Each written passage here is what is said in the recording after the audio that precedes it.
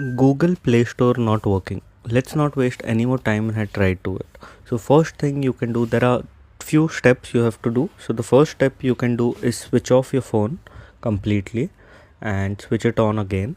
And if it's still not working, then next go to settings, click on apps and search for Play Store, Google Play Store. Once you click on that, here you'll find an option of storage and cache. Click on clear cache and click on clear storage, delete. And once you do that, also go here to Google Play Services and here to clear your cache and clear your storage.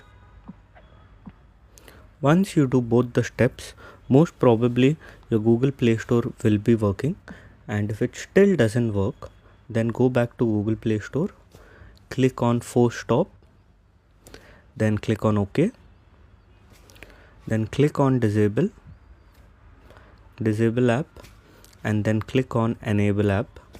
Once you enable it again, you're restarting the app itself, so most probably your Google Play Store will work. If this video helped, make sure to leave a like and please don't forget to subscribe.